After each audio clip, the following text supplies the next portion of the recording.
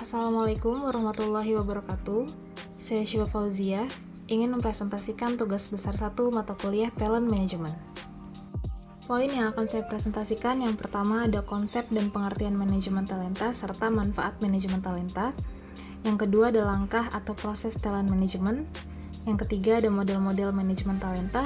Dan yang terakhir studi kasus talent management pada perusahaan PepsiCo. Pengertian dan manfaat talent management. Dalam proses perkembangan talenta, seseorang perlu dibimbing dan diarahkan untuk memaksimalkan kemampuan yang mereka miliki. Dengan begitu, seseorang akan memiliki diferensiasi, nilai tambah, dan rasa percaya diri. Yarnall 2011 menyatakan manajemen talenta mencangkup pemilihan dan pengembangan karyawan yang dianggap berbakat di dalam perusahaan, sehingga dapat menghasilkan sekelompok orang yang dapat dikembangkan bakatnya untuk menjadi sebuah investasi dalam perusahaan. Manajemen talenta sangat bermanfaat bagi perusahaan sebagai tolak ukur untuk memanfaatkan sumber daya manusianya dengan sebaik dan semaksimal mungkin agar tercapainya tujuan organisasi. Manajemen talenta yang dilaksanakan dengan baik akan menciptakan efektivitas dan efisiensi bisnis perusahaan. Semua ahli juga setuju manfaat yang diperoleh meliputi dari perencanaan SDM, pengembangan, dan kinerja yang secara otomatis terorganisir dengan baik. Selanjutnya ada proses talent management.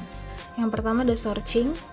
Sourcing adalah metode akuisisi karir yang disiplin dan berfokus pada perekrutan dan identifikasi karir.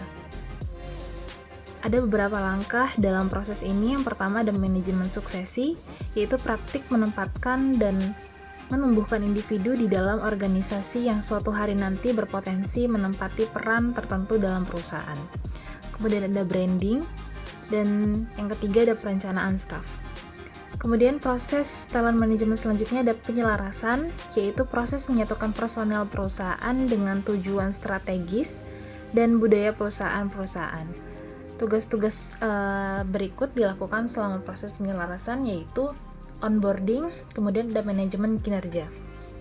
Selanjutnya memperoleh dan mengembangkan, yaitu proses di mana individu mempelajari kemampuan baru dan meningkatkan kemampuan yang sudah mereka miliki untuk memajukan karir dalam perusahaan. Dan yang terakhir ada penghargaan, ialah hasil dari penciptaan dan penerapan strategi serta kebijakan yang dimaksudkan untuk memberi penghargaan kepada karyawan dengan cara yang adil. Berikutnya ada model talent management. Yang pertama ada model manajemen talenta terintegrasi. Model ini menekankan pentingnya keterkaitan antar proses HR seperti rekrutmen, pelatihan, manajemen kinerja, pengembangan karir, serta perencanaan suksesi. Model yang kedua ada model 9-box GERD atau Talent Review Matrix, digunakan dalam proses identifikasi dan evaluasi talenta melalui 2 dimensi, yaitu performance atau potential. Model selanjutnya ada McKinsey Talent Value Chain. Fokus utama pada model ini adalah menciptakan nilai strategis melalui pengelolaan siklus hidup talenta dari awal hingga akhir.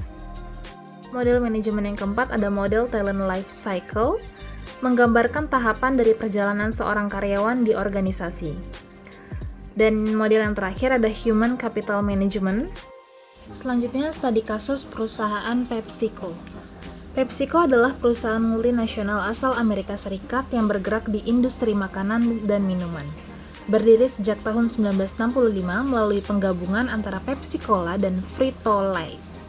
Perusahaan ini kini memiliki portofolio merek global seperti Pepsi, Lay's, Gatorade, Tropicana, Quaker, dan Mountain Dew. Strategi pada perusahaan ini yang pertama ada employer branding yang kuat. PepsiCo membangun citra sebagai employer of choice melalui berbagai inisiatif. Kemudian akuisisi talenta dan perekrutan strategis menggunakan pendekatan digital dalam perekrutan dengan memanfaatkan AI dan berbasis simulasi serta studi kasus. Yang ketiga ada program pengembangan talenta di PepsiCo. Yang pertama ada PepsiCo University, kemudian ada coaching dan mentoring. Strategi yang keempat yaitu penilaian dan manajemen kinerja. Dan yang terakhir, perencanaan suksesi. PepsiCo menjalankan perencanaan suksesi secara proaktif dan sistematis.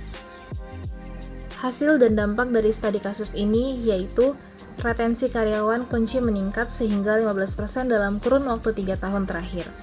PepsiCo masuk ke dalam daftar Top 25 Companies of Leadership versi Hay Group dan World Best Workplace. Kemudian lebih dari 50% posisi eksekutif diisi oleh promosi internal yang menunjukkan efektivitas people line suksesi. Kesimpulan dan saran daripada materi ini, implementasi manajemen talenta memberikan berbagai manfaat strategis seperti peningkatan efisiensi, efektivitas, serta daya saing perusahaan di pasar global.